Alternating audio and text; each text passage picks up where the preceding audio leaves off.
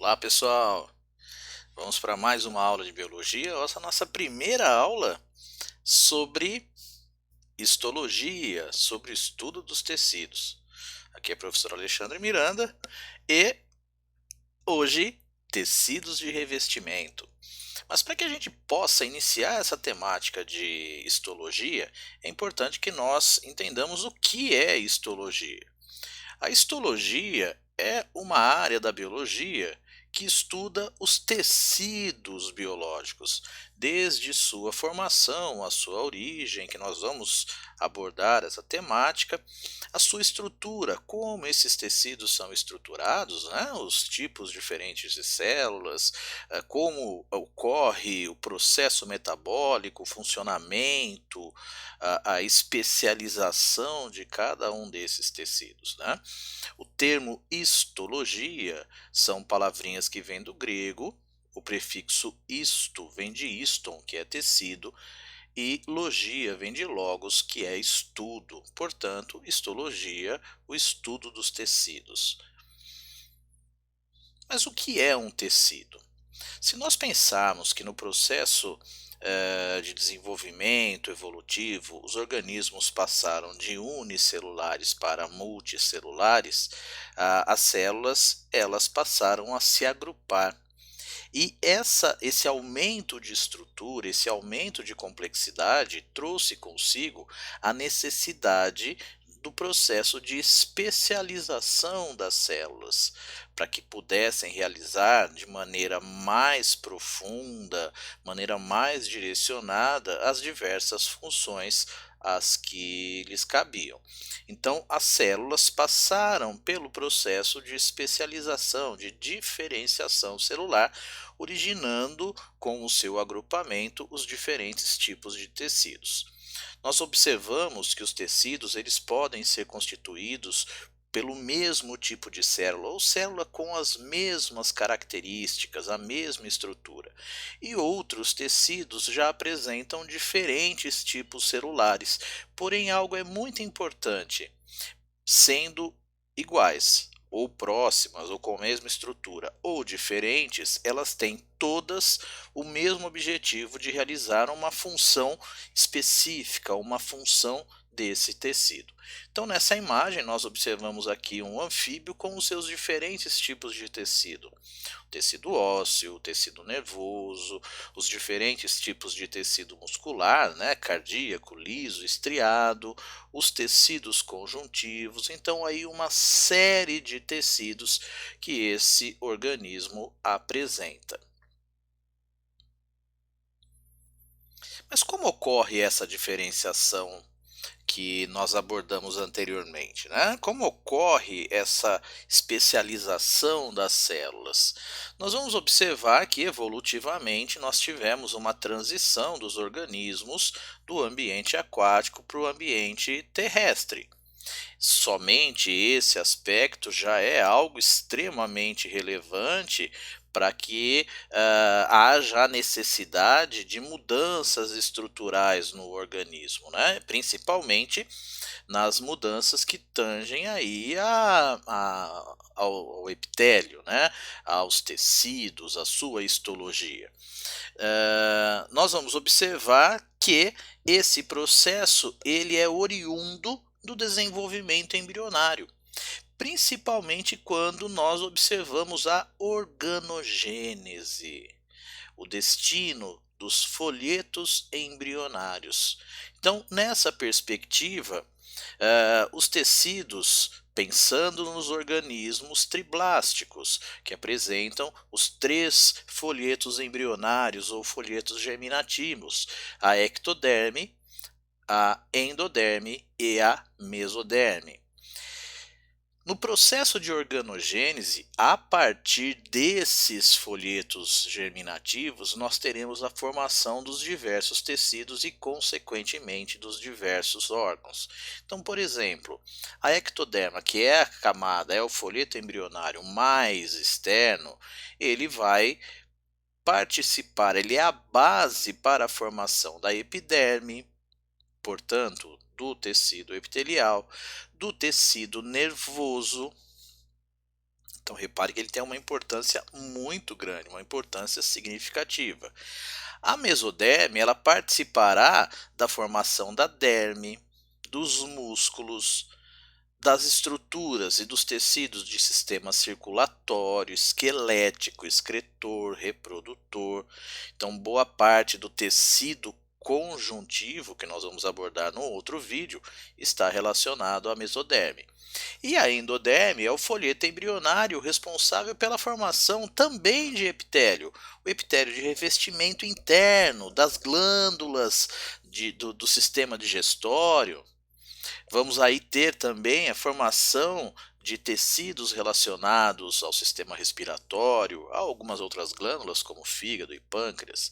Então, se nós observarmos todo o conjunto desses folhetos embrionários ou folhetos germinativos, é a partir desses três tipos de tecido que nós teremos todos os outros especializados. Então, esses são aqueles ainda que não passaram por uma especialização, e os que nós temos na estrutura de um organismo já formado são aqueles especializados. Então, quais são os tipos de tecidos que nós encontramos num organismo já totalmente formado, pós-organogênese? Nós vamos encontrar os tecidos organizados em quatro grandes grupos: o tecido muscular, o tecido nervoso, o tecido conjuntivo, com os seus subtipos, e o tecido epitelial. Esses tipos de tecidos, eles são basicamente os mesmos em todos os organismos. O que nós teremos é, em alguns deles, algumas especializações, algumas características exclusivas dentro de um mesmo grupo.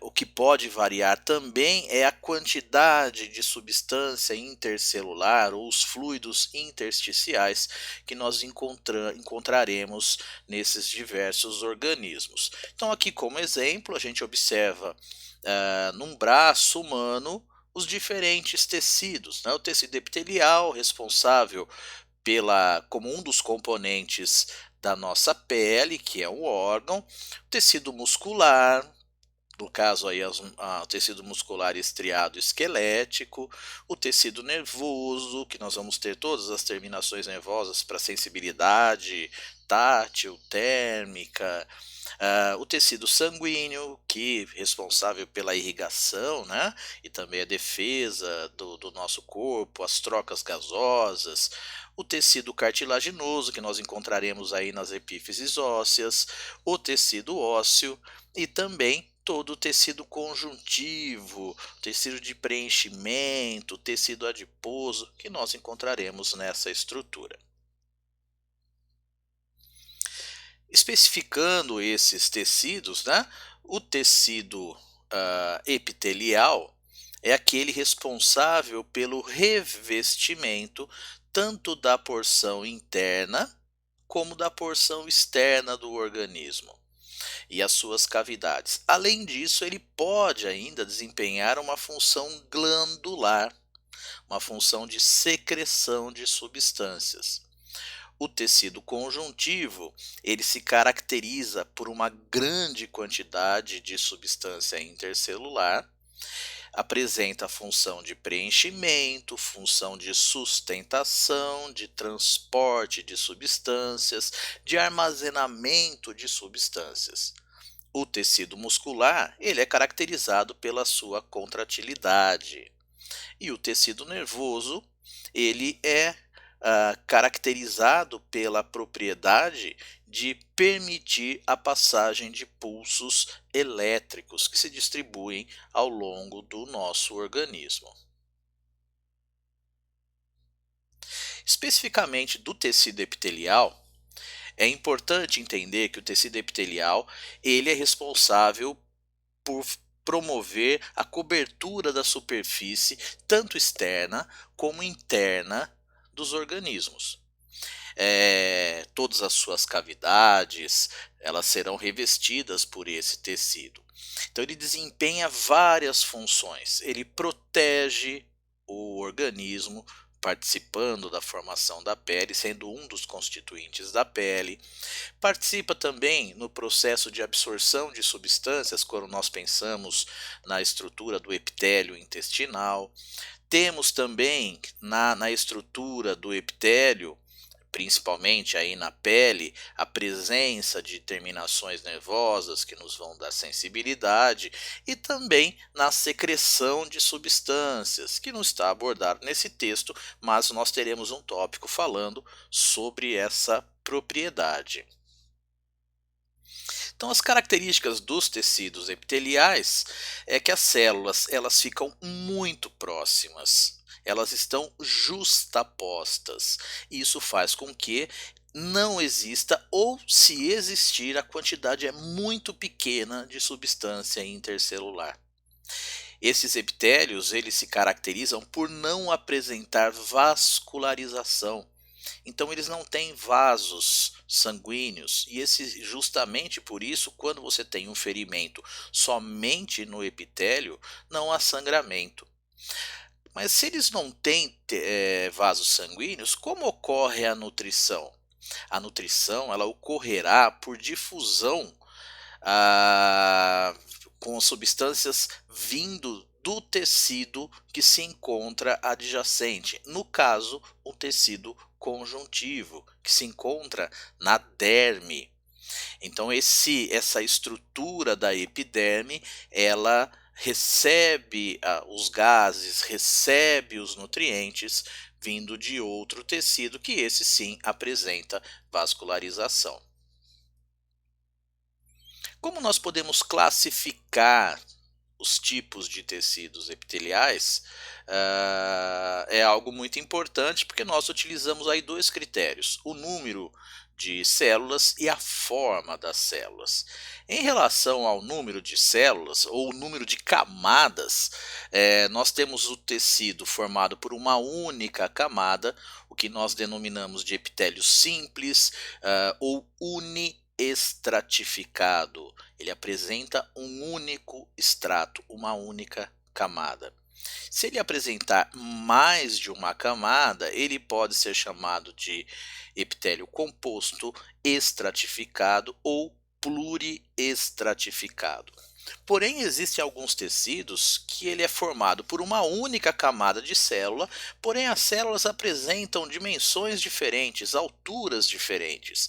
Aí nós denominamos de pseudoestratificado. Você observando tem a impressão que ele é estratificado, mas na verdade é uma única camada de células.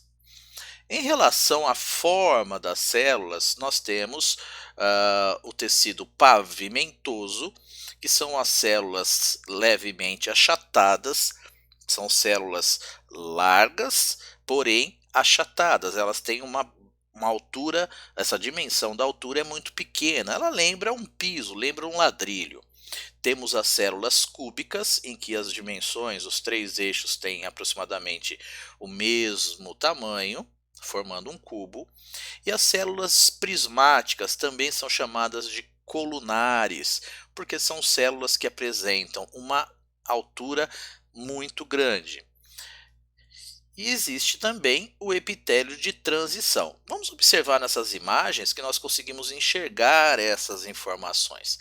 Repare que nós temos aqui um epitélio simples, porque é uma única camada. Epitélio cúbico, olhem as células cúbicas, e aqui as células prismáticas ou colunares. Aqui já temos um tecido estratificado.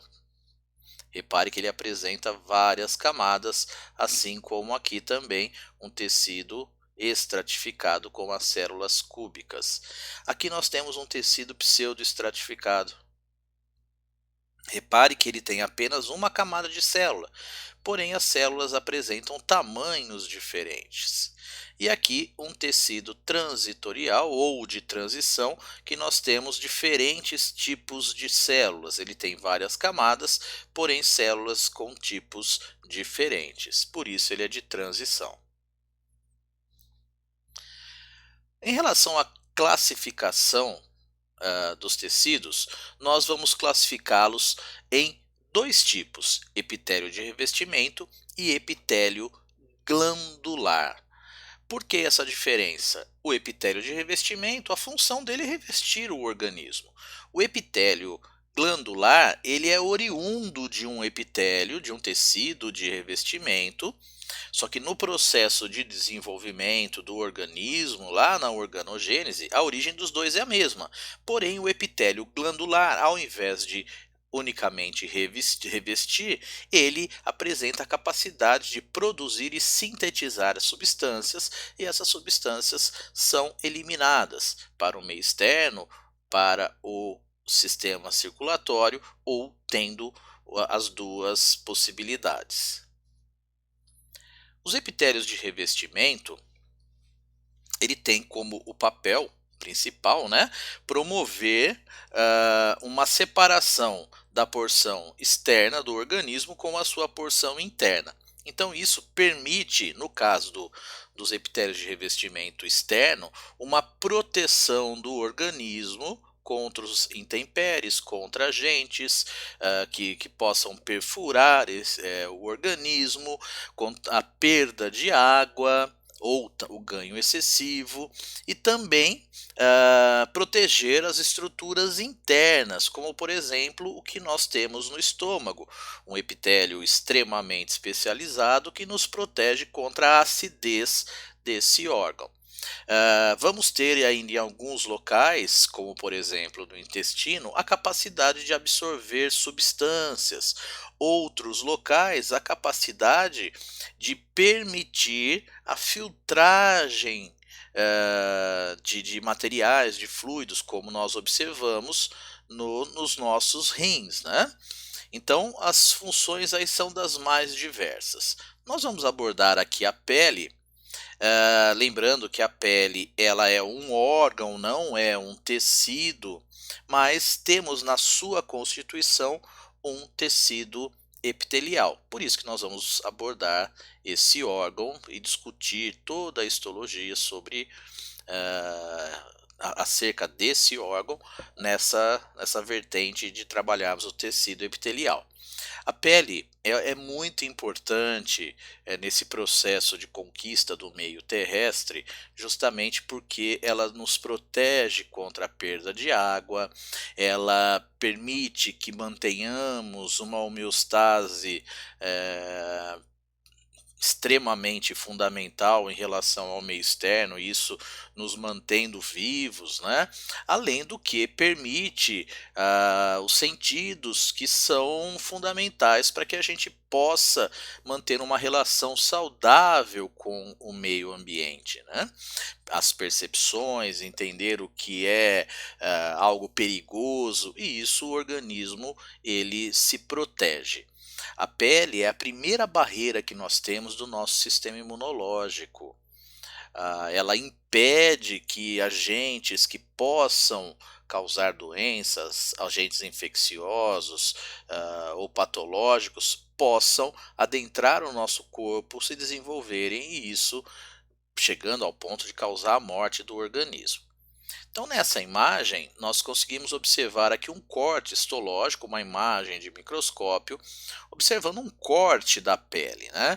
Então, nós temos aí um revestimento de tecido epitelial de revestimento pluristratificado, pavimentoso, queratinizado. Então, nós observamos na superfície a estrutura queratinizada e conseguimos observar também várias camadas de célula.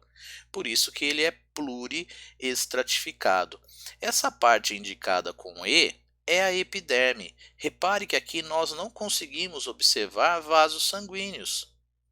Os vasos sanguíneos eles serão observados nessa camada mais abaixo, que é a derme.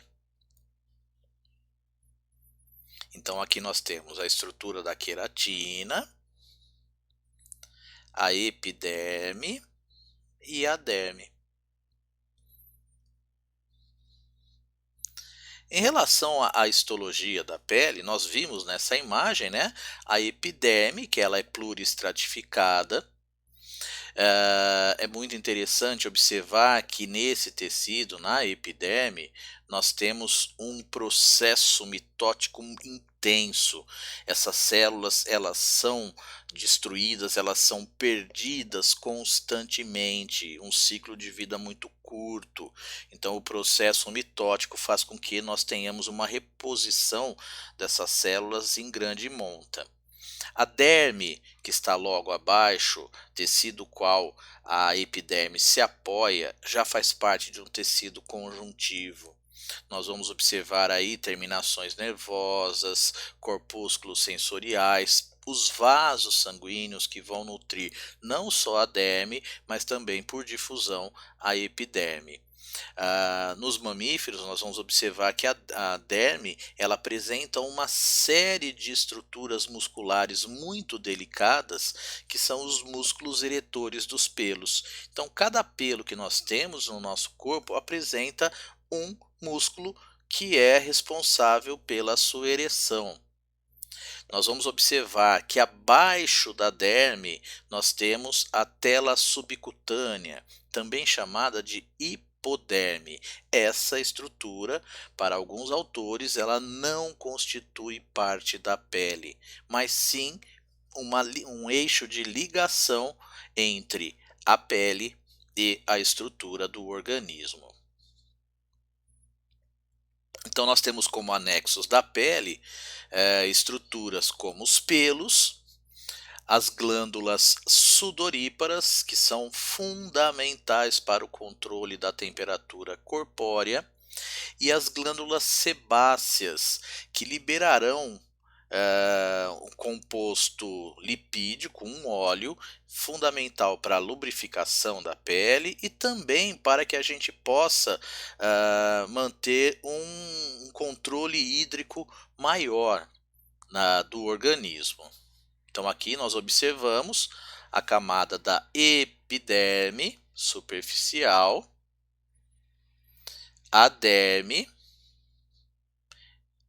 e a presença de todas essas glândulas, né, com as suas aberturas. Aqui uma glândula sudorípara com o seu canal e o seu poro, por onde nós liberaremos o suor, a presença de vasos sanguíneos, as estruturas de glândulas sebáceas, cuja secreção é liberada juntamente com o pelo, aqui num folículo piloso. Então todas as terminações, os corpúsculos de Krause, de Meissner, de Ruffini, de Vater-Passini, que são estruturas que nos permitem a percepção de calor, de frio, de pressão, de dor. Também vamos encontrar no tecido epitelial o que nós chamamos de especializações. Nós vamos nos prender especificamente a duas especializações, as interdigitações e os desmossomos, mas existem outras, como as microvilosidades, fundamentais para o aumento da superfície de absorção. Então nós encontramos microvilosidades, lembrando que as microvilosidades são expansões da membrana plasmática celular. Nós encontramos esse tipo de especialização nas células intestinais, cuja função é absorver nutrientes. Vamos encontrar os desmossomos, que são fundamentais para manter a adesão entre as células. Um hemidesmossomo, em que a célula produz a sua porção, porém a lâmina basal ela não tem a mesma estrutura, então nós teremos só metade do desmossoma, por isso hemidesmossomo. Teremos as junções aderentes e compactas utilizadas para aumentar a adesão entre as células. Então nós vamos abordar agora os desmossomos. Os desmossomos nada mais são do que estruturas de ligação entre as duas células. O principal objetivo dela é tornar a célula mais firmemente presa à sua célula contígua. Então, ela é formada basicamente por duas estruturas, duas placas citoplasmáticas. Lembrando que nós temos aqui a estrutura da membrana, né? da membrana plasmática, o espaço entre as células, e essas placas citoplasmáticas nós teremos a projeção de filamentos de queratina e filamentos que manterão as células presas. Isso nós poderíamos até fazer uma analogia com o que nós encontramos no cadarço de um tênis, né? O objetivo desse fio do cadarço é manter as duas laterais da abertura do tênis juntas. Essas fibras, juntamente com as placas citoplasmáticas, os filamentos de queratina, a desmogleína e a democoína, elas mantêm as células próximas, presas nessa região. Então essa é a função dos desmossomos, manter a adesão entre as células. Quando a gente observa isso no microscópio, nós observamos aqui as duas placas, aqui o espaço intercelular e essa região onde as células estão mais próximas, estão mais unidas.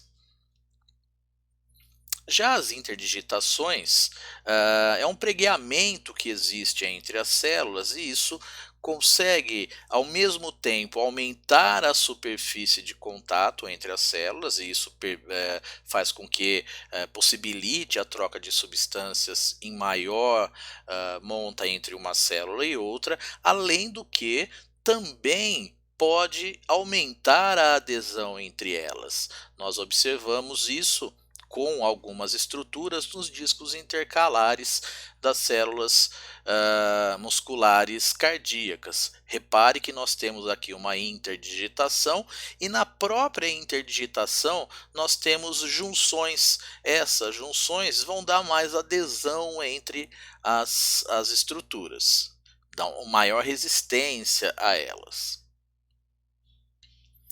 Já em relação ao epitélio glandular, então nós vimos tudo sobre o revestimento, agora vamos ver sobre o epitélio glandular. A função desse epitélio é a produção de secreções. E nós temos aí alguns tipos de secreções. Secreções mucosas, que são aquelas que apresentam uma grande quantidade de proteínas, são ricas em muco, como exemplo as glândulas salivares. Temos aquelas serosas, que têm uma característica de ser mais líquida, como nós observamos as secreções pancreáticas, e muitas vezes a estrutura é mista, secreção mucosa e serosa junta, como nós encontramos nas glândulas salivares, especificamente nas parótidas. A estrutura glandular, ela pode ser unicelular, como ela pode ser multicelular. Na grande maioria das células, nós encontraremos glândulas multicelulares. O que é importante nós observarmos é que essa estrutura glandular, ela pode apresentar três formas de liberar as suas substâncias. Ela pode liberar as suas substâncias para um meio externo ou em uma cavidade. Nós chamaremos de glândulas exócrinas, exo, fora, crina, secreção. Ela pode ser endócrina, endo, dentro, ela fará a liberação na circulação sanguínea e existem alguns tipos de glândulas que apresentam duas porções, exócrina e endócrina. Nós chamamos de glândula anfícrina, anfi duplo, ou também de glândula mista. Então, dessa maneira, nós vamos ter aí os três tipos glandulares: glândula exócrina. Então, a porção secretora vai lançar as suas substâncias para fora do corpo ou uma cavidade. A glândula endócrina, ela não apresenta um canal para que seja liberada a substância em uma cavidade ou para fora, mas sim os vasos sanguíneos ficam ao seu entorno, permitindo com que ela lance as suas substâncias diretamente na circulação sanguínea. Então, é o que nós encontraremos, por exemplo, na tireoide, na paratireoide, nas glândulas suprarrenais, na hipófise. E as glândulas mistas são aquelas que têm as duas porções, tanto endócrina como exócrina. Um exemplo clássico dessa estrutura é o pâncreas. O pâncreas ele tem na sua porção exócrina o lançamento do suco pancreático, com enzimas digestivas, e na sua porção exócrina na sua porção endócrina, a liberação da insulina e do glucagon diretamente na circulação sanguínea. Então, nessa imagem, nós observamos aqui um epitélio, isso lá na formação do organismo, esse epitélio com as células se proliferando, sofrendo mitoses, elas vão se aprofundando no tecido e aí nós temos três caminhos. Se mantiver um canal de ligação com o tecido de origem, nós temos uma glândula exócrina. O processo ela pode manter a ligação e ainda ter os capilares. Se ela mantiver a ligação e tiver os capilares, é uma glândula anfícrina. Porém, se ela perder a ligação com o epitélio de origem, ela será uma glândula endócrina. É isso aí, pessoal. Essa foi a nossa aula sobre sistema de tecidos de revestimento. Espero que vocês tenham gostado. No link, nas descrições desse vídeo, eu vou deixar o link dessa aula com material também no Prezi. Valeu, pessoal, e até a próxima aula.